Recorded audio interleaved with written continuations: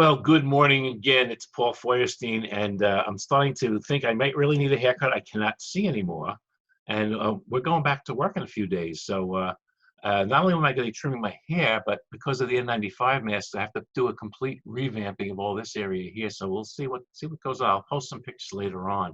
So for the last couple of weeks, we've been talking with experts, with people who are telling us what we should be doing while we're down and out and what's going to happen. And they keep saying, well, the expert says this and the expert says that. And I thought, well, let's get to the beginning of this. Let's find the expert.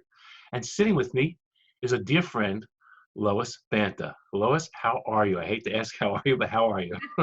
That is such a dangerous question these days. How are you? Hanging in there, surviving, and keep on keeping on. So a lot of garden, Paul. Yeah, so we've talked with a lot of consultants, and a lot of the consultants are they all know each other, and there's a hierarchy in consulting, and the hierarchy stops here. This is the queen. Lois is the queen of the consultants, and the buck stops here, Lois.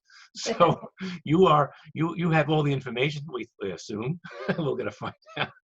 But really, Lois, I mean, I know you've been very, very busy. I've seen you doing webinars, and you've been online with everybody from Gordon Christensen on out to everybody else, and talking to your clients and helping people just left and right. And just short story is what have they been worrying about right now? And obviously, when we open our doors in the next couple of weeks, what are we facing? And no, not we know the dental part, but the economically and business wise. Right. And wow, I mean, where do we start?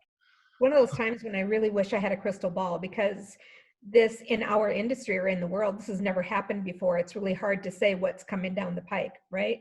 So what I've been telling my clients and my audiences is we're going to have an abundance of patience and be prepared to flex on the fly.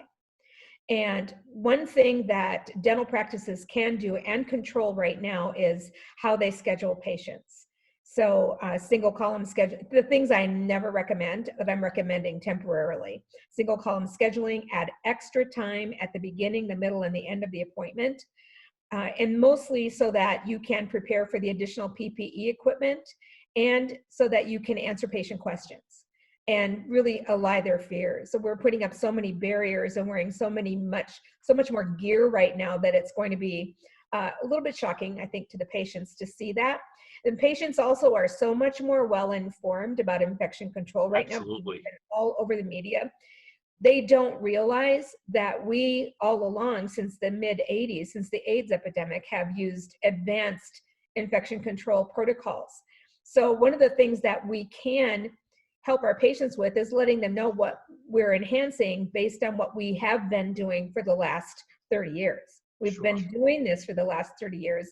Now we're enhancing it. So we get to be able to share with patients all the extra measures that we're doing. Business-wise, there's been a lot of discussion about the financial side of things. So I'm going to talk about things from overhead to collections to payment types, et cetera. So we'll start with overhead. You're going to have an increased overhead for PPE. So there's two ways that you can deal with that extra overhead. Number one, you can charge. I'm taking notes. Yeah. Number one, you can charge a PPE fee and use the code D1999. That will require you to write a narrative. So I would automate a note that describes the additional PPE equipment used and the costs involved, and utilize a PPE fee. But right now, D1999 is what they're recommending as the code that you use. That's one way of handling it. The other way you can do is reassess your fee structure. And what I call it is right size your fees. So adjust your fees overall by, let's say your PPE is going to cause your overhead to go up 1%. Then right size your fees 2% to accommodate that new cost of doing business. So and that's my preferred method. I think if we charge an extra PPE fee, patients are probably going to expect that. But if we can roll that into our fee structure and not highlight the additional costs in a separate fee, that would be my preference. Let me just interrupt. This is a little challenge in there. Many of us take our preferred providers for insurance companies, and they're going to look at that and say, yeah, fine, but we're only going to pay you A, B, C. and you have no recourse to charge that difference. So I think I that's have why I'm thought hearing about from that. some people that they want to use that, what 1999, not 199 fee to recoup it, and people do understand it. So that's kind of an interesting And there dilemma. are measures in place, Paul, for as long as the patient is aware there's an additional fee for X, Y, or Z, and in this case it would be PPE, and they sign off on the fact that they understand insurance won't cover it and they'll have to be out of pocket for that. There should be 99% of the insurance plans out there should allow for that cost. So, and that's exactly where I was going next. If you Okay. were a provider on plans, you might want to go the D1999 route and charge the patient a separate PPE fee. In addition to that, I recommend that now is the time to contact those insurance companies and renegotiate and increase your insurance reimbursement. Exactly. And I think they'll be more amenable to that now. So scheduling, the thing that I talk about in scheduling, going back to that for a second, I talk about X scheduling, which is the seat the patient time and give anesthetic, the body of the appointment where the doctor and assistant are working together, and then the assistant only time. You're going to have to flex additional time in each section of those appointments because there's going to be additional infection control measures when you prepare the room before you seat the patient, and then cleaning the room after you've seen the patient, and the middle part for patient asking questions. Additionally, you're going to have to go down to hygiene and do those hygiene exams, which is also going to take up time. So you may want to flex the hygiene appointment by 10 minutes just to allow that wiggle room right now. How do you foresee that? That's been a big question that people are asking me. They're saying I'm robed up in the middle of a crown procedure, and the hygienist pushes the button and says I need a check.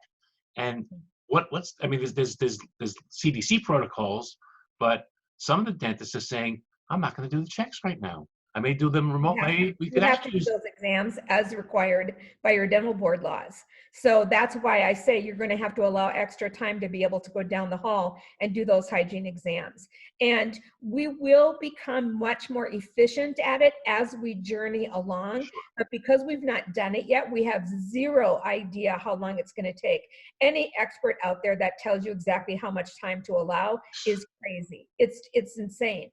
You're just going to have to find your way and reassess. I call that having your practice State of the Union. For now, it's going to have to be every day during your morning huddle. Yeah, What kind, how many elderly patients do we have on the schedule? How many medically compromised patients do we have on the schedule? And when you're putting them on the schedule, where are you going to put them on the schedule? So it's the logistics of scheduling. I think that's going to be the biggest hiccup. The financial part, jumping back to the financial part, Paul, is patients are going to have not worked in a long time. So their budgets are as tight, if not tighter, than a dental practice.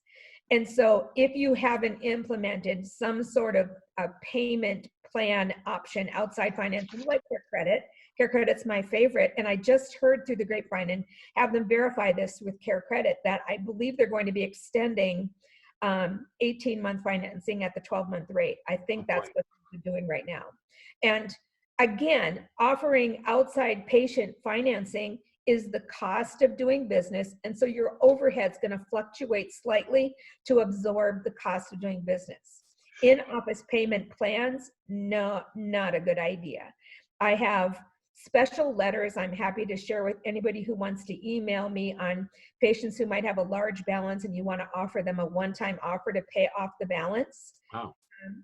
And it's a templated letter. I'm happy to share that. I have a small balance letter or credit balance letter that I'm happy to share with your audience. We'll post your email right afterwards. Yeah, that's great. Yeah, I'm happy to share my email when the time is appropriate. But I want our dental profession to be able to be okay. And right now, nobody's okay. Well, I think there's trepidation on my side as the provider. There's trepidation by my staff. There's trepidation on the patient side. I've been contacted. Of course, we all have had emergency patients call up, and they'll call up and say, "But I'm not coming in." So I don't go to the grocery store. Sure, I'm not going to go to the dentist. Right. So but the thing so that much. we so need to put our patients' minds at ease on infection control, and really, now is the time to let our patients know the infection control protocols we've always had in place to protect the patient. For instance, I remember my former boss saying, you know, Lois, he said, we treat every patient that walks through the door as if they're an infection control risk. So we take measures to protect against that, whether you are an infection control risk or not.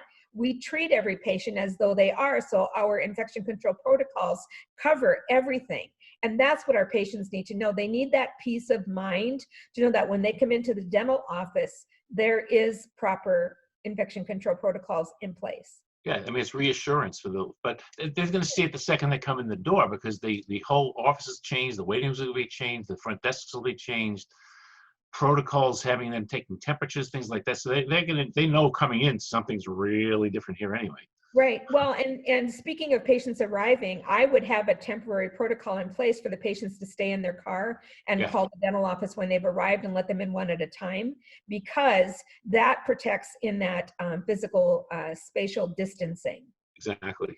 I don't call it social distancing. There's nothing social about social distancing, right? That's a great term. Boy, Lois, I mean, we could go for hours and hours. I just want to get some tidbits from you with your world of knowledge. And you know, I have to tell you that 10 things you just said, I've written on a piece of paper. I'm bringing them to my staff meeting tomorrow when we go over all this stuff. And a payment, you know, you can take payments from patients and set up electronic payments where I have practices who have the terminal that the credit card goes into. Oh, sure. That they can have the patient put it in themselves and put infection control measures like clean it off after every use, maybe put plastic over it so so that it is properly barriered. And so there are a lot of things that we can do in the administrative department to also protect us. Wear your gloves when you're taking payment, especially if you're taking cash payment. And this is actually nothing new to people right now, because if they've been to a retail store of any sort, supermarket, that's what's being done anyway. So it's just an extension. So it's not a surprise. It's not going to surprise the patient. It shouldn't surprise the team. If they've gone to any public outlet, any retail store, grocery store, they're wearing masks and gloves. I'm not sure about masks at the front desk. That's going to be a state mandated occurrence. So I wouldn't dream of advising you on that. So. No, and you know, and it's gonna be hard for me as a people person, talk to people looking like this, looking like Darth Vader. I mean, that's. Have you seen the masks that are being marketed out there where they have a clear center? And that's for the hearing impaired, because they do this. And I thought, wow, how brilliant would that be? Somebody invented a mask that has a clear center so people can still see your smile. And I think that's if I could find that mask, I'd be wearing that one. Well, I hope to see you soon, not wearing a mask at some airport like we usually bump into each other somewhere in the country. This has been so hard for me and for you too. We're so entrenched with seeing our friends. We have dear friends in the community. And right now, this is the best we got right now. But it's actually kind of fun because I've been seeing people a lot that I don't usually see as often, you know, online with Zoom conferencing and things like that. Well, so, you know, I'm a hugger, so I can't wait till there's a time when I can give you a big old hug. I know. And I think, you know what? I think it's we're going to relax that one really quickly. Yes. Lois, you're such a charm, and I love talking to you. I love being with you. And you've given a lot of, I mean, in this short time, you've given so many great pieces of information. So once again, you have the company that you essentially represent is yourself, is Lois Banta, which is called Banta Consulting. Yes. The website is bantaconsulting.com. Yes. And I guess your email would just be lois@bantaconsulting.com. That's exactly right. Lois@bantaconsulting.com. Please feel free to have anyone reach out to me anytime. I'm happy to share when I can. That is super, Lois. Lois, take care of yourself. Thank you. And I'm taking a deep breath because I'm almost ready to dive in. Well, good luck. Let me know how you're doing, okay? I sure will. I have feedback for how you're doing in the office. Okay, great. Thanks. All Thanks, right. Lois. Thanks, Paul. Bye.